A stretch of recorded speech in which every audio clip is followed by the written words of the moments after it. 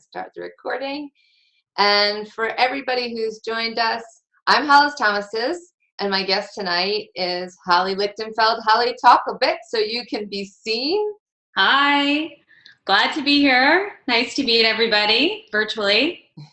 Holly is the founder of Bright Girls Company, and I'm going to interview her tonight about her multiple reinvention journeys. And right now, I'm just going to set up a little bit of the groundwork for how this will all flow. We'll be on this call or this conversation for about an hour total, with 5 minutes having passed now. I'm going to leave about 10 to 15 minutes for open Q&A for the audience. But before we get started, let's remind you, if you haven't grabbed your glass of wine, I'm having a lovely Pinot Grigio. It is Tesoro della Regina. 2014, I believe. Price point's about $17.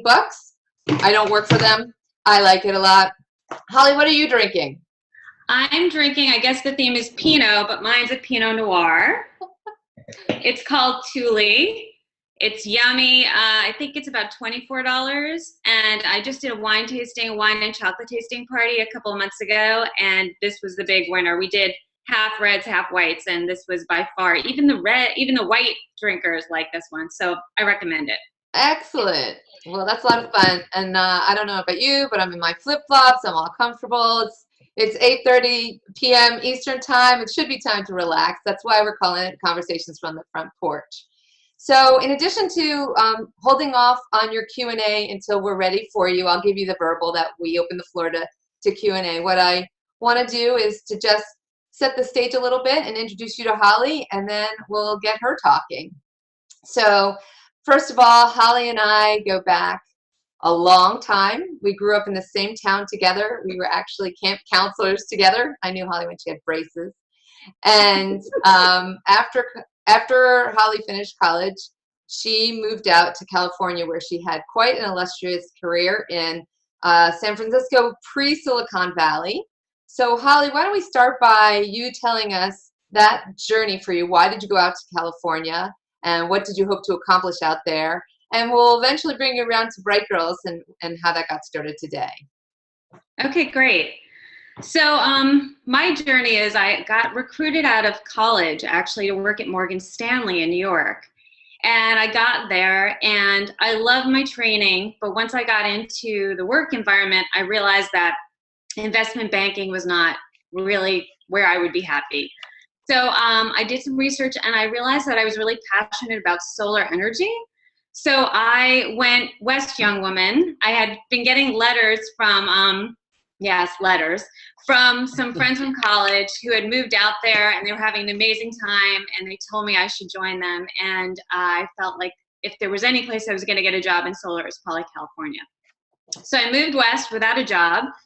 And it turned out when I got there that there wasn't really any work for marketing folks, marketing and finance background in solar. You pretty much only engineers and very few jobs. So I ended up getting a job at Dun Bradstreet. I joined the Northern California Solar Energy Association, and I'm going to go back to my passion about solar because it comes back into my story shortly. So I spent a couple of years at Dun Bradstreet. It was a great experience, great team. I went from there to Levi Strauss, and that was also an amazing experience. I've always loved my job. I've always loved my career. I find interesting things, interesting people, and I kind of end up working on really cool projects. But after about 6 years at Levi's, I realized this solar thing was still tugging at me. And one thing I've realized about doing new things is you have to share it with other people. Often things don't happen if you don't do that. And what happened was I was out to lunch at Levi's with the head of customer service. And I just decided to share with him that, I've been keeping this thing kind of just with my small group of people that I work with on solar, that's what I was passionate about. And shockingly, his brother-in-law was starting a solar company. And I decided to leave Levi's, and I started my own marketing company. And his brother-in-law ended up being one of my clients, and we started in his living room working on this business. He ended up selling his business 10 years later for $300 million. Nice. He was a brilliant guy, but I got to work with him all those years. And so And then I did this marketing company. And after that, I actually co-founded a company called Cleanwell. They were one of my clients, and I got offered a job with them after having my own company for 6 years and worked for them. And that was the last thing I did before this real reinvention, which is what I'm doing now. So I want to scoot back to a couple of things that you talked about. The first was that you came out to California um, with the impression that you were going to find this great work, and there wasn't anything to be found. And so how did you land that Dun Bradstreet job? Actually, it was at the time when people were doing I actually got a temporary job with them. And it turned into a permanent job. I'd been interviewing at other places, but nothing really seemed interesting to me. And this particular job, I got a foot in the door that way and then found that I really liked it. So that's actually how I got that job. Okay. And then you talked about how in all of these jobs, really cool things just seem to you'd be working on. And I wonder if those really cool things kind of just happened, or did you sniff them out and find your way to work on them? No, I definitely sniffed them out. So I'll give you an example. At Dun Bradstreet, a guy came to town. His name is Scott. He was the one guy in the whole company who was knew how to use the system called GIS, Geographic Information Systems. And I thought it was super cool. It was overlaying data with consumer information and mapping, and I hadn't seen anything like it. It was, very early in that technology. So, and he was a managerial level. I was pretty entry level. But I said to him, Scott, hey, while you're in town, can we go out and grab a sandwich? And as we were talking, I said, I'm really interested in learning the system. And flash forward, he agreed to teach myself, and he also brought in a peer of mine, who's this other woman, and trained us on it. And we became this team in the company. And so we were sort of this little entrepreneurial team within this big company. And to be honest, that skill is what got me into Levi Strauss, because it was very hard to get jobs at Levi Strauss at that time, but I had this very unique technical skill, plus it paid really well because it was a technical skill. And at the time, it was impossible to get jobs at Levi's. And so having that initiative and kind of being an entrepreneur really helped me to do that. And I kept repeating those things. I have another experience just like that at Levi's. And I found that approach to being really proactive, gets you super interesting work, and it ends up just bringing your career along and your pay, I found at least. Right. I love that word entrepreneur. And I think it's important for anybody who's listening to us now who might be thinking about changing careers, but not necessarily being an entrepreneur, that one can create their own destiny within their own company if they look for opportunities like you did. So to be opportunistic and or bring to your company opportunities that they already don't have and that they would benefit from if you can spearhead it. So I think absolutely. Yeah, I actually just wrote a blog post on this on my blog. Well, give a plug. What? Give a plug for your blog. What's your blog URL? It's at brightgirlscompany.com. And we, in addition to other things, I feature girlpreneurs from age 8 to 128. I'm still looking for the 128-year-old. So if anyone has them. Okay, that's not me. Send them my way. And I interviewed a woman, and it's a really interesting interview. I'm really interested in this whole idea of entrepreneur because I think that it's kind of the best of all worlds for a lot of people, because if you can find it, it makes your life really interesting, but it takes some of the risk and some of the tough part of being an entrepreneur out of the picture. So I interviewed this one woman, and I thought her name is Julia Guth. And what I thought was really interesting about that one is she said, and she had done an amazing job of being an entrepreneur in her company, is that the key is finding the companies that will allow you to operate that way. And there are little small companies that welcome that, but there are also big companies. But at big companies, you have to find the individuals, the managers, the directors, the people who see the world that way. And those are the people you want to try to work with and for. So that would be my thoughts on that. I think that's great advice. Thanks for sharing that. So let's now go to you had that startup experience, then you went to work at Cleanwell, which was also in startup mode when you joined it. And what number employee were you, Holly? I think I was number 5, somewhere around that. I think you were definitely in that early stage. And so you got to see an entrepreneurial venture yet again, and Cleanwell has done fairly well in terms of brand recognition. A lot of that to your credit, because you were the one rolling that out. What did you learn there, and how did your experiences then from the time that you started your career till then influence where you are now? Like, what did you learn or be inspired by or think of from all those experiences? There is so much that I learned from my experience at Cleanwell. Everything from really starting a startup from scratch and having to try to build something where you get your product into Target, and then you're like, oh my God, we don't have a marketing budget to let everybody know that we're on the shelf in Target. So, and it was great every step of the way, from how do you get in front of Target, and then what do you do once you're there, and all of these different things. But I would say among the things that I learned from that experience, one was because we were such a small startup and a lot of our money went to product development, and it was a regulated product. There was a lot of expenses associated with that. So there was very little left over for marketing. So I would say that for me, all the other years, I pretty much had ad agencies. But at Cleanwell, I had to really sit down and work with a designer and come up with like the ad campaigns or the messaging or whatever we were doing from scratch. No one else really there to work with, on it. And so I think that made me realize, because I would show it to some people and they'd say, wait a minute, you came up with it. We always thought of you as, the product person, and you worked on labels and, a million different things, but not necessarily the person coming up with the actual creative. And I think, and I had said I'd been an analyst a lot of my career, I think it made me realize I really do have this creative side as well. And people kind of like what I was doing. So I had this idea to write these books, and I think that experience and getting that positive feedback made me realize that I could bring that creative side out even more.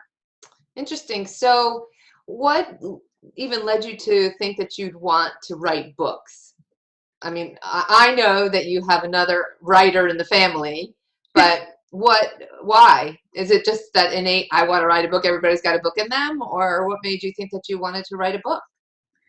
Well, I have a young daughter. She's getting older, but when she was in about second grade, I'd say, she started to ask me to tell her stories almost every night. So I had to come up with like a new story almost every night. And what I found is that a lot of times, most of the time, my characters would be these entrepreneurial characters, whether it was like the little piggy who created a new company or a girl who did that. And she was really into them. And I realized because of everything I'd learned, I could kind of teach her these lessons, and it was fun for her, but I could also kind of expose her to something that she wasn't learning elsewhere. And then a little further on, she wanted to raise money for pandas, to save the pandas. And she was looking for ideas to raise money. And I was like, I've been telling her these stories, but I wonder if there's a book out there that she could read that would be interesting. And I went to go look and did some research, and there really wasn't anything like this. And so I saw a hole in the market, and I saw something that I was passionate about. And so I kind of put the two things together. Perfect. So actually, you gave me a great segue to talk about passion. Was passion involved in your inspiration? It sounds like your daughter was your inspiration, as well as an awakening of your creative juices. And I'm wondering if, it was, if passion was enough. I know that there are people who are probably listening to us right now who are very passionate about something, but wondering, how the heck can I make money doing that? So was passion enough to pursue this? Well, I have to say that couple of things. I just read a really interesting article not too long ago in the Wall Street Journal that talked about how they kind of compared passion-based businesses to, sort of your run-of-the-mill business. And they found that the passion-based businesses take a little while longer to get going, but it seemed like they were equally as fruitful. And so to me, that happened as I was contemplating this. And so that was kind of inspiring. And I'd have to say I'm still working on, traditionally when I've evaluated a company, either when they were going to be my client when they were a startup or I was going to join them, I looked very closely at their financials to make sure that there was money to be made here. And I have to say, in my case with Bright Girls, because of the way I've set myself up and that I knew I wanted to get to the point to do something like this, I'm still figuring out where exactly I'm going to go. I have a few ideas to make this very profitable, but for right now, it really is just very passionate. I'm getting a really good reaction to it, and I feel like I will kind of navigate my way there based on what I'm hearing. So I think that depending on what you're doing, some passions are more profitable than others. Well, now there's a couple of follow-up questions I want to ask you from that.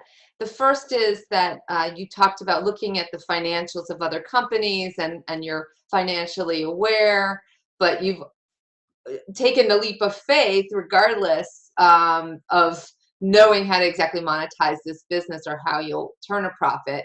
So how did you take that leap of faith? How did you take that preparatory route? Because obviously some people can't or are fearful to take that leap of faith. It's risky.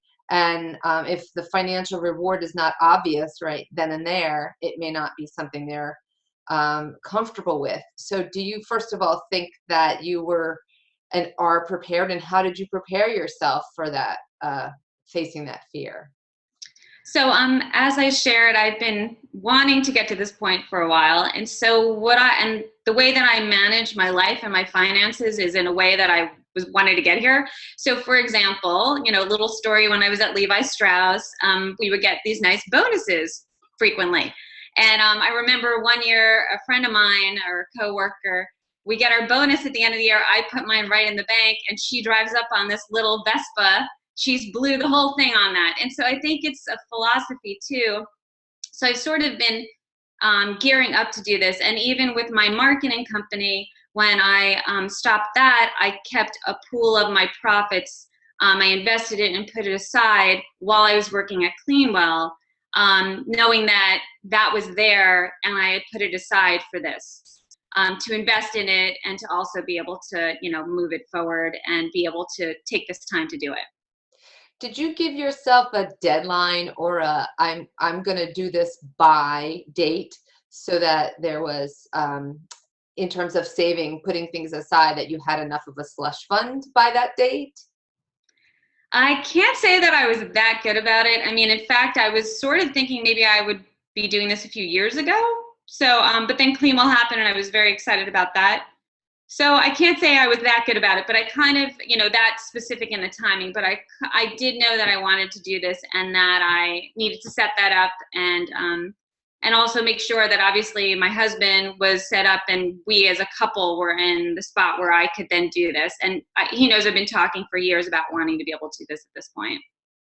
So you were a good little planner and preparer, but there are people out there who are wanting to reinvent who are not as prepared or hadn't been prepared, hadn't been thinking about reinvention until much later on.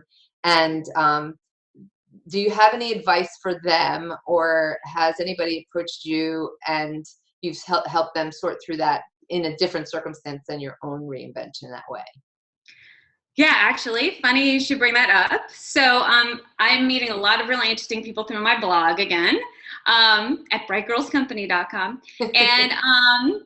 And one woman I just interviewed was really interesting. So I just interviewed her maybe 3 weeks ago. Her passion is sharks and marine life. And she thought she could never make a living at it. She went to school and got a marketing degree. She got out of school. She worked at a digital travel agency doing optimization, search engine optimization for them. But this always pulled at her. And so she started this side business where she basically it's about conserving marine life, but it's about educating aquarium owners. And she also started this interesting sideline. She found that there was a niche where there was very unhealthy live food for some of the animals. So she was working full time and doing this on the side. So she was doing a ton of work.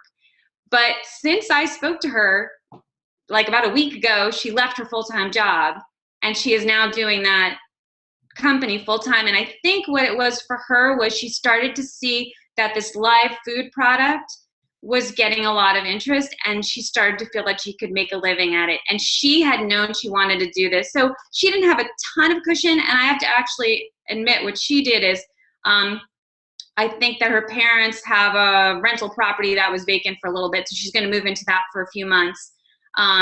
So just, I think, reaching out to your network, to your family, seeing if people can sort of chip in just a little bit, like if they happen to have some sort of situation that can help you out. But in her case, she was doing both, which is hard, but she ended up being able to pull it off. And it, to me, it sounds like she's got an interesting niche and something that's really going to work.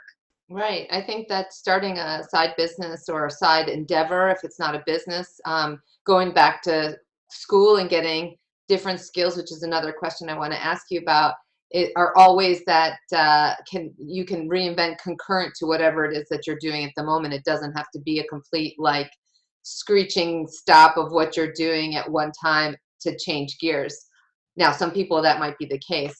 It's frankly been the case with me each time I reinvent, but I have a little bit more risk tolerance than some other people.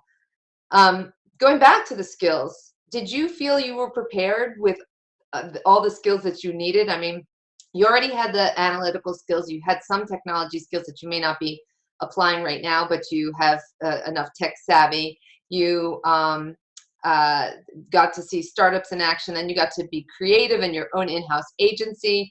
And did you feel as you were starting your latest reinvention that you had all the skills? And did you actually measure up to those skills that you needed, or do you still need some skills? Well, I'd say I have some of the basic skills. So writing a book, being an author was new for me, but I have, as you mentioned, my husband's an author, my brother-in-law is an author, so I have people that I could speak to. So that was really helpful, and have worked with other people who, who work on books and other things like that. So that was really helpful. And things like my marketing skills have been great because I've already gotten on TV and in the newspaper. And so once I wrote the book, I was able to then like pull in my marketing skills and get that going. But there are certainly lots of areas that I still either need to bring people in to help me with, depending on where I want to take this, and also additional skills. And then there are some things that I don't know how to do that actually I'm not all that interested in learning how to do. So those are things I would want to figure out how to outsource. Yeah. I know for me, especially this time, which is probably my fourth reinvention, it's not just about me reinventing my career, but I'm kind of going through my own reinvention of myself. I'm pushing myself beyond the kind of way I might have reacted or behaved before. And I'm wondering about you too. Has your own reinvention now made you think differently as you just do normal stuff? Yeah, definitely. I mean, thinking about thinking about every little thing. So like, I'd say a big one is how up and down the reinvention can be. And again, everyone that I interview who's an entrepreneur who is, shares that how hard it is and how it's so wonderful sometimes and it's just so hard sometimes. So I think being honest about that, and one of the things I found is I've surrounded myself, especially because I'm, not in an office, I'm writing by myself, I'm marketing. So what I've done, which has been super helpful, which is I've surrounded myself with friends and colleagues who are supportive, who I can bounce ideas off of, and I set up regular phone calls with 3 people. And either we're each going through reinventions or it's just a good person to bounce ideas off of. And I find that has been super helpful. So kind of as I'm looking at things, like you're saying, in a different way, I think one of those things is it's just a way to kind of keep going and keep motivated. Sometimes I'm fine because things are going great and I'm really excited about what I'm doing, but sometimes you have those moments where you kind of need to have those connections. Yeah, actually, once again, great segue. I was going to ask you what kind of support you got during your reinvention, and what support do you feel that folks need, and what's been the most valuable to you? I think that you've answered that question, But you also just brought up the how to stay motivated and the it's so hard and really the emotional spectrum that we go through during reinvention. And what I want to know is, do you does it settle down? Do you feel like it's settled down at all, or are you still is it still a kind of an emotional roller coaster? And how do you envision it being? I mean, obviously we have an ideal, but how do you envision it settling? I think right now I'm in a settled spot because the first book is done. I just finished the Kickstarter campaign. Yay! Let's say yes. Yay! She funded her Kickstarter. And that was a ton of work. There's great stuff that came out of it. It was a ton of work. So I think that was a lot of ups and downs as I got through that. Now I'm in like a head down. I got to get my stuff fulfilled for the Kickstarter campaign. Then I think it's going to be up and down again as I look at past that more closely and figure out all the next things that I'm doing. So I think that, as with any job or when you're reinventing, it's going to continue to be ups and downs. Yeah, and during this reinvention, have you used any tools or coaching or technology or any kind of resource that you've really found valuable that you think or would recommend to other people in this process? That's a good question. I think, again, probably the best thing, and this is a lot of what I've started to write about too and think about a lot, is the whole network. And not like social media network, because a lot of times that's kind of a shallow connection. So really looking back and digging into who I've worked with over the years, who I think would be a good person to connect with, to talk about what I'm doing and to get ideas from. And that's probably been one of the most useful things I've done. And then, I mean, another just side thing is I think whether it's your partner or a friend or a colleague, this idea of having support and people who are pushing you and making you think that you can do all of this is incredibly important. I mean, as in anything, having a good life means surrounding yourself with people who are like that. And like, just to give an example, so in college, and this has kind of been continued now, and I think it's why I'm having an easy time doing this, is the friends I've surrounded with, and also, to be honest, the partner I've chosen is who my husband is now, was my boyfriend in college. And I was the member at large on our school government. And I was thinking I was going to run senior year for secretary. That's what I was going to do.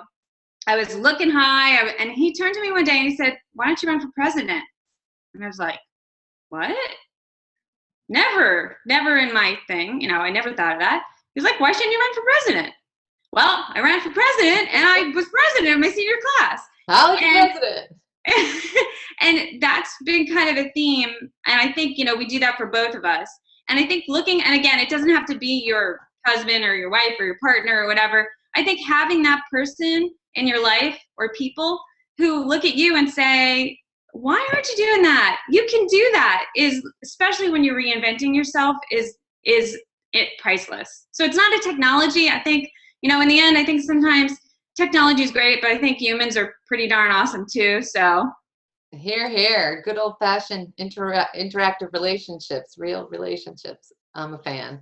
It's funny that you say that, because I as well have drawn so much encouragement on literally the conviction of others saying, "I know you can do this." Like, if anybody can pull this off, Hollis, it's you. And to the extent that sometimes I'm like, "Wow, they've drugged the Kool-Aid even more than I have." What's in their head? And then on the other hand, I find myself, when I'm talking to other people who've gone through reinvention, I believe in them equally, so I say, "I know you can do this," or "I have faith in you." And I'm hearing the echo of what people say to me, and it's not an empty cheer. It's like that real belief, and I think it's contagious.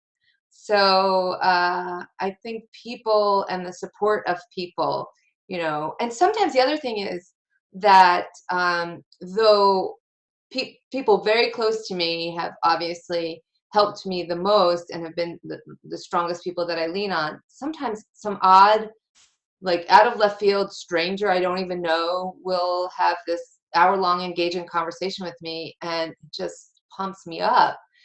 But I want to ask because I know you and we're fairly extroverted, but somebody asked me the question about what about introverts and how do introverts manage reinvention when they aren't comfortable working a network or working a room or asking for help? Have you come across any of that with your Bright Girls interviews or life experiences? Well, one of the people I mentioned who I talk to regularly, it's funny that you mentioned this. I was just talking to her yesterday, and she was saying how hard it's been for her to ask for help. And how it's just against her nature. She's this kind of person, you look at her, she's got it all taken care of. She always has a glow. She's, one of those people, she's so much fun to be around. And she always has this great energy. But in the end, when she goes through a hard time underneath, and even though she's got that energy, she's afraid or she's uncomfortable. Introvert has a lot of different things. It doesn't mean that you're necessarily a quiet person. It can mean you solve problems internally and that you don't reach out to people, which is probably what you meant by it. So we were just talking about, even though it's been so hard for her, that she's pushing herself to do that. She doesn't have to ask 300 people for help, but, just being with me, talking to me and making that a regular thing. And then she has a few other people she's reached out to. So I think that might be a way to do it, is you do it with one or two people, and all of a sudden you find it's not that hard. And you think about it where really with good networking, it's not one-sided. The people who are helping you usually feel good about helping you. And quite honestly, in the end, that karma thing really does work. There's probably some point in time where you're going to be able to help them or introduce them to someone, especially if you're thinking about it that way. And so it's not so much, if part of the introversion is you're afraid to ask or you feel funny asking, usually you're not asking for anything all that difficult or hard for them to deliver, and they usually feel good about it and it all works out. So Right. I think start slow with a couple of people and just get out there and do it. So that's a nice thing for me to go back to your Kickstarter campaign with, because Holly, you had to ask for money, and a lot of people doing new business endeavors, whether or not it's their own startup or some, going back to school, you need to fund it. And how was that for you? And what did you learn? And do you have any Kickstarter tips to share with the audience who might be interested in doing a Kickstarter campaign of their own? Oh, yes, I have tips to share. This was a very... And if you subscribe to Reinvention Works email newsletter, we might do a whole full-size version of that. So I'll give you a little taste of at least my experience. So first of all, you may get this already from having listened to me for a little bit chatting, but I like to do my research. I like to know what I'm getting into. So, I reached out to multiple people who had done Kickstarter campaigns that I didn't know, who I saw had success. And I asked them if I could just have a short phone call with them. Fabulous group of people, so nice, great community. Learned a lot of things from talking to people, so I knew what I was getting into. And one of them, which I knew going in, that Kickstarter doesn't really, for very few people does Kickstarter deliver any sales for you. It's all on you, and I kind of knew that going into it. But what was interesting to me was, and this was publishing specifically, and I mostly spoke to people in the children publishing space, they said 80% of their money came from people they knew. Mm. And, it's not, once you hear it, it's not that surprising, because most startups, not on Kickstarter, elsewhere, get started with friends and family money. So it's not that surprising. It just makes you realize that, to your earlier point, you're asking people for money. But I think, at least in my cases, I feel like this is something really interesting and useful and fun, and people who have girls in their lives would be interested in it. And it's a mission-based company. It's not just like, here's this product, buy it. So I felt good about it, and I feel like most people that I know wouldn't do it just to do it. They would do it if they felt like it was something they were interested in owning afterwards. Right. And so did you feel uncomfortable asking people for money? Well, the way that I did it was, the way that I wrote it is I explained to people what I was doing, why I was doing it. And I said, if you know of a girl who would be interested in this, and I had gotten a perspective from one of the other people I spoke to. I just said one girl, because what I really needed is Kickstarter happens one person at a time. So I didn't want to ask people, do you know 20 girls and 20 families that you can send this to? I just said, do you know one girl? And that's really what I meant, because I figured that if that family found out about it and they thought it was interesting, then they, the whole, and so on and so on. And so that felt like a easy ask for me, and it seemed like something that would be easy for someone to follow up on. Right. And in fact, one of my friends who has only boys, when I put it that way, she realized she has a friend who's a director of a private school who is very involved in, and I don't think I've talked a little bit about Bright Girls, but it's about teaching young girls business, girls age 8 to 12. And this friend of hers is very involved in nonprofits around young girls and equality, gender equality. And so she was perfect. So she sent the information to her, and she ended up backing me, and actually now we're going to work together on a project. And that's exactly the way Kickstarter should work. Fantastic. So did you do most of your asking by email asks versus phone or in person? Well, what I found, and this was also true of most of the people that I interviewed, is that social media was not all that fabulous for converting people. So a funny story, the woman who owns the place where I work out, she was asking me what I was up to, and I said, oh, you might have, because we follow each other on Facebook, you might have seen on Facebook that I launched a Kickstarter campaign. I wrote this book. And she said, I haven't seen it, because you know what? If I did, I would have liked it. And that just is so funny, because that's great that you would have liked it. But in this case, I needed people to back it. And I think that sums up kind of the social media thing. One thing when you're using it to just raise awareness and to get people to notice your brand, then a like is fabulous. But if you're trying to get people to act or purchase something, it's a lot harder. And I found this over the years at my other companies I worked at. So what I found out I really had to do was email people, or I actually wrote personal messages to my LinkedIn contacts, because most of my LinkedIn contacts are people who I really know. And so I was very comfortable, and actually it ended up being a great way to connect with all these people in a meaningful way. And I ended up with, I'd say, like 10 people who are somehow connected to this space that I'm working in now, that actually want to continue working together. So it was incredibly so Kickstarter ended up being this great way for me to open these conversations. But that's the way you have to use it, I think, is you don't think that you're just going to go on there and people are going to be like, wow, you're on Kickstarter, and start to back you. You really have to make those personal connections. Well, I'm going to interrupt our own conversation right now to allow you to catch everybody up with your little venture. So we'll do a little commercial interruption. Why don't you tell everybody in 30 seconds what Bright Girls Company really is? Okay, so Bright Girls is a way for girls 8+, I'm focusing on 8 to 12 right now, to be exposed to business in a fun and interactive and engaging way so that they can envision themselves as CEOs, business leaders, and entrepreneurs. And I have a series of books that I'd like to write. I started with the first one, and here it is. I got my sample today. I think it's backwards for you guys, actually. No, I can see it. Great. You see it? Oh, it's backwards for me. So this is it. I worked with a fabulous illustrator.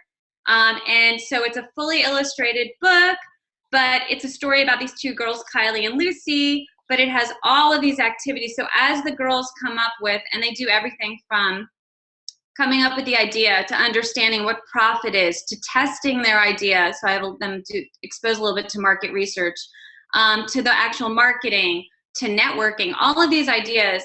And it's just like in a very girl appropriate, fun way. And I've tested it with a bunch of girls and done really well. So I'm very excited about it. Excellent. Well, thanks. And I'm glad that we were able to tell the audience so that they're not wondering anymore, what does this woman really do? So what would you say is the most rewarding part of this reinvention process? And I'll speak specifically to this most recent one for you. So I have my near-term goals up on a board, and they're the ones like getting the book done, and that was very rewarding. This idea of having this idea in your head, and I was a little worried, am I going to find an illustrator I'm happy with, and is this whole thing going to come together in a way that I'm proud of? So I'd say that was amazing. And then the second big one on my board is to meet 5 inspiring, interesting people a month. And that's actually, I've probably been exceeding that every month. And that has just been so wonderful and so exciting. And so that part of the reinvention is really good, and I have to keep building from here, but I'm just enjoying it every day and feeling really good about the people I'm meeting and the things that they're doing. And what about the most challenging parts? What have they been? Again, I have to be honest. I think one of the most challenging parts is going to be the fact that I did the Kickstarter, so I've gone a non-traditional route. I think from here I have to really interview some more people and talk to those who've gone with a publisher and figure out if that's really the route that I should be going. I have some ideas, and I've started to develop products other than books to go with this. And so I really have to dig in. For me, getting the book done was kind of a big thing. So now that that's passed, I have to really focus on where am I going to go from here. And I think that's going to be the biggest challenge. And I will just throw this out for the audience listening. If you were to ask for help or what you needed from any of us, if there's somebody listening, what help do you need right now? Let me think about that. I think that it would be specific information from someone who has gone through the publishing process. Because even though I have a few people in my life who've done that, it's been kind of a different situation where they've just been working in a different situation. So I think if there was anybody who had that experience and could share kind of the pros and cons from their perspective of, working with a publisher, maybe something in this space also, because the folks I know mostly have written business books, that would be really helpful. And are you looking for someone who's done self-publishing or worked with a publisher? I guess either. If someone has really been able to continue on the self-publishing route and found it successful, to me, it seems like one of the hardest things is if I want to get distributed at, nationally through bookstores, based on at least my husband's experience, that's really been what the publisher has done. So yeah, I'd be interested in speaking to either. Right. Well, I'm going to ask this last question, and then we'll wrap it up for Q&A. So what do you think that the biggest lessons that you've learned during your whole reinvention process have been? And are there 3 recommendations or key takeaways you can give to folks as to what they could do to really kind of help set them on their course or move them forward in their course of reinvention? Okay. Well, one is right before I decided to finally kick this off and do it, my girlfriend, who's very senior at a large company, recommended I read this book, Confidence Code. And one of my key takeaways from that was just act. If you feel you can plan, you can look into things, but there comes a point where you just have to take action. And this one specifically spoke to women, but as I read it, I know men who have a lot of the behaviors that were defined in this book, so I think that lots of people could benefit from it. And so that book I thought was helpful. There were bits in it. I took some pictures of some of the pages to go back. It had some really good ideas in terms of building your confidence, whether it's reinventing yourself entirely, or like if you get to a point where, let's say, you have to public speak or do something that you're not that comfortable with, they had some nice pointers in there to build your confidence up. So I would say that's really good. I'm trying to think what else.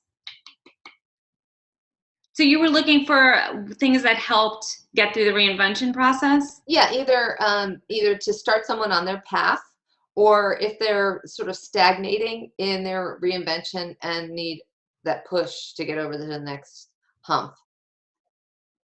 Yeah, so I think, again, that idea of having those people that you can rely on to sort of push you through, and you hopefully do the same for them.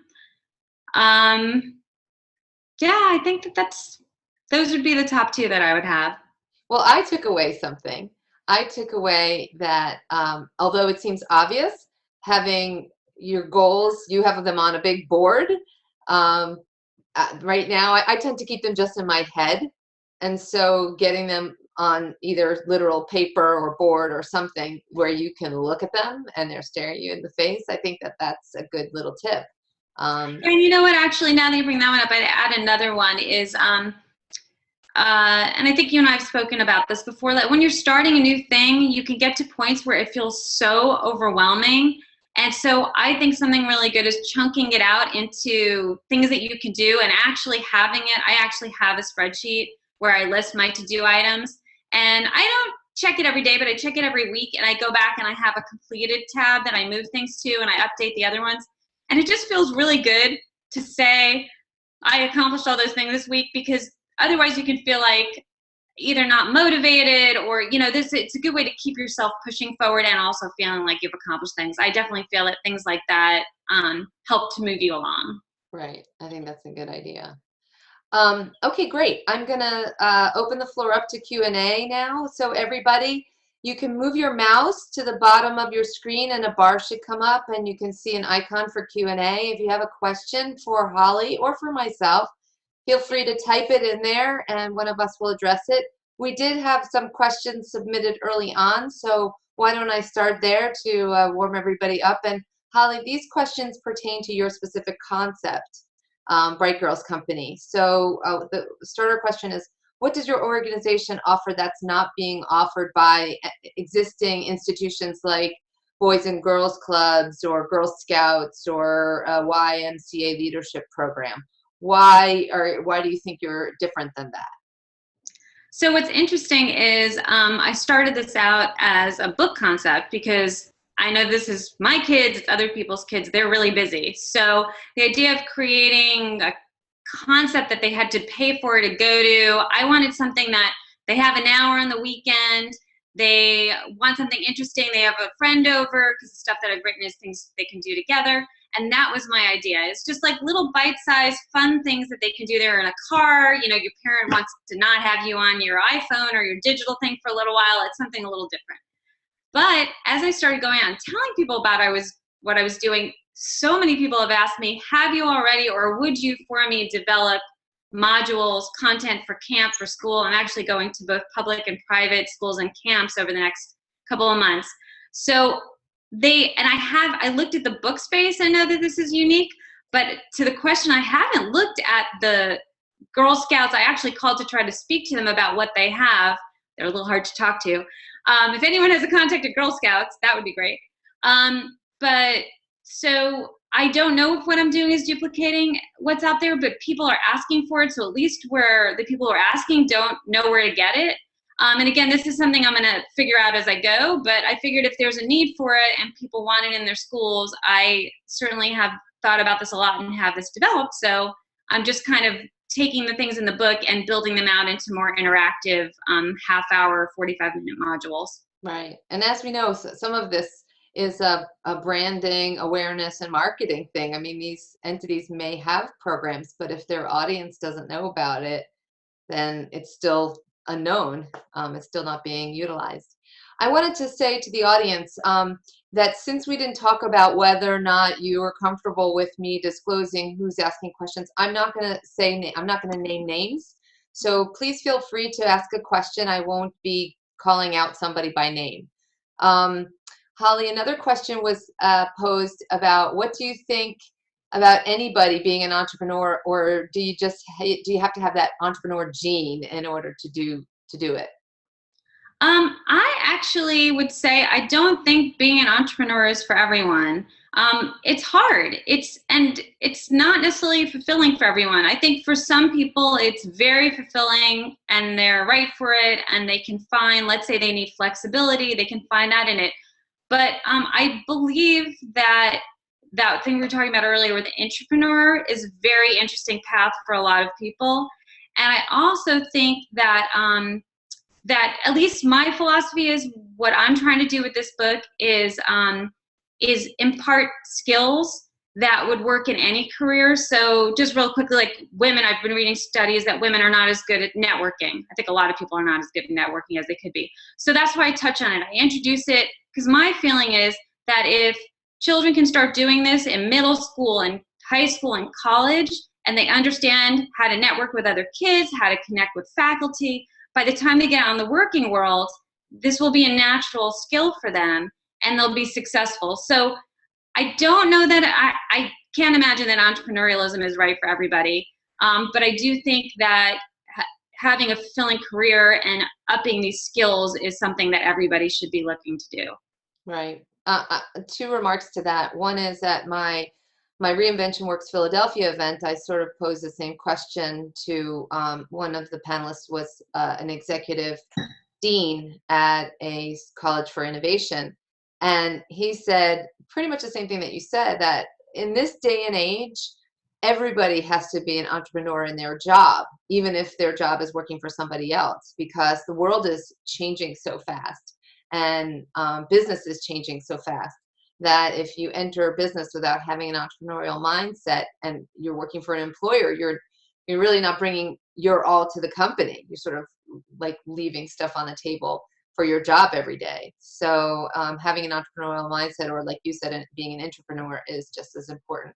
So I think that that's one thing. And then another thing I recently heard in terms of statistics that was related specifically, the speaker was a woman who studied female entrepreneurs, but this data applies to any kind of entrepreneur, and that is that the only reliable, predictable factor about the success of somebody wanting to be an entrepreneur is that they grew up with a family member, most likely their parents were entrepreneurs. Thus, it begets the question, like, who starts off the entrepreneurial thread? And at some point, I mean, we were used to all be a cavemen, and nobody was an entrepreneur. So somebody's got to have that entrepreneur fire in their belly, and then it's kind of passed on. So it might not be a gene. It's not necessarily a heredity thing as much as an environmental thing. So for people who are want to be latent entrepreneurs, maybe one thing to do is to surround yourself with a ton of entrepreneurs. I personally love the idea of having a short-term internship. And I would love to create something that enables my community of potential reinventionists to get placements in environments where they might want to do that thing, whether that's a job or owning a business, so that they get to entrepreneur later in life and really see it firsthand, because they'll learn pretty quickly, is this for me or not for me? And also, to add to that, a phenomenon I've been kind of seeing, I've been interviewing young children who have, sort of quote unquote started companies. And what I'm starting to see as a trend is the children is sort of an agent for innovation or ideas. But clearly, I mean, honestly, a 10 or 11-year-old can't really run like a real business. They might, be able to go do something, sell some, something or other for a few weeks, but they're going to get busy with, school and things like that, as they should, and playing on the playground. But what I've been seeing is a kid might come up with an idea and the parent will be like, wow, that's a really good idea. And you may take a parent who has never been an entrepreneur, and all of a sudden they start the idea with the child, and the child sort of moves out. A lot of times they become like the creatives, like their title is like creative inspiration or something like this. And all of a sudden this parent who was never an entrepreneur before, the kid gets this great experience out of it. Some of them have been, in the media or whatever, and then they go back to being kids, and then the parents like run with this business. And that, I mean, it's a different thing, but I've just been finding that so fascinating. So what you were saying, the chicken and egg, like, where does it start? So sometimes it can be the parent wasn't before and the child encourages them, and then maybe that child will grow up to be one as well. Right. That is really interesting. It's almost like the child and their open imagination at that age is the catalyst for the parent, or the impetus for the parent to pursue something perhaps they always wanted to pursue. Yeah. It's pretty cool. And it's, there may be a book in here. It's fine. I'm finding it over and over again. So it's really cool. Awesome. So we have one more question right now, which is, what was Holly's most difficult time and how did she overcome it? I have to say that my most difficult thing really was getting this going, because I've had this idea for, I don't even know how many years. It's been a lot of years. And I just really finally had to say, it's not going away. And I think I'm excited about it. And then what happened to me was I think I needed the one lever. So what happened was I originally thought I was going to write the books for girls and boys. And then I came across this data that showed that women-owned businesses make 25% of the annual revenue of men-owned businesses. It's like $150,000 to $650,000 a year. Yeah. And I started to realize that I was already passionate about writing the book, but I'm really passionate about trying to close that gap. And I think that was the most difficult thing, was just saying, I'm going to find an illustrator. I'm going to be proud of what I created. I'm going to have the energy to get out there and do everything I have to get the book out there after I've spent all that energy on writing it. So I'd say that was probably the most difficult. And Holly, how long was it from the time that you conceived of this book idea to actually it being printed in your hands now? So I don't know if this is going to answer your question, but I started working on it in earnest, I'd say last summer, right after the summer. Like I'd written a rough draft earlier, but it was very short and then I went away over the summer and I spoke to a few friends in California. I was there and they were like, I love it. You got to do this. And I think that plus the book I mentioned, finally, I got back after the summer and I started writing it and I found my illustrator in October. Okay. So that's actually not so long of a process, but still not overnight.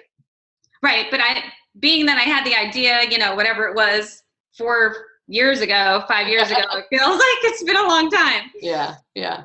Well, so we had another quick question come in and then I'm going to wrap this up, being time sensitive for everybody. You mentioned that your curriculum is geared towards 8 to 12-year-old girls, but why limit it to that age spectrum?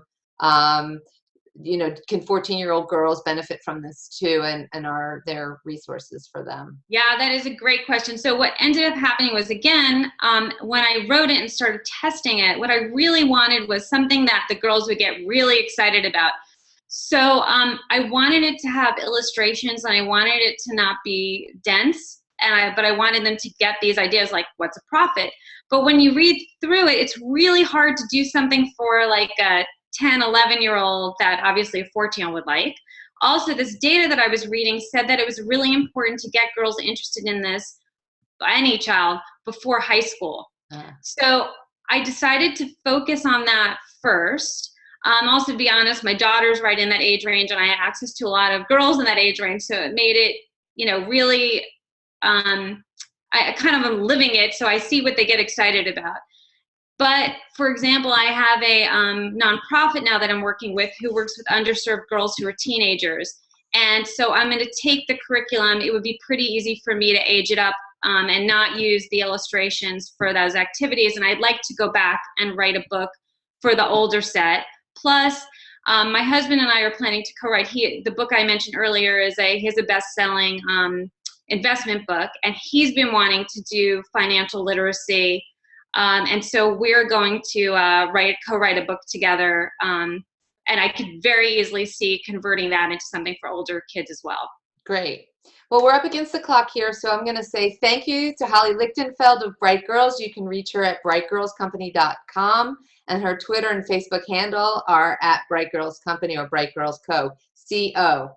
A reminder to everybody, next Wednesday, we're going to have our second webcast. I hope to have webcasts every Wednesday at 8:30, same time, same bat channel.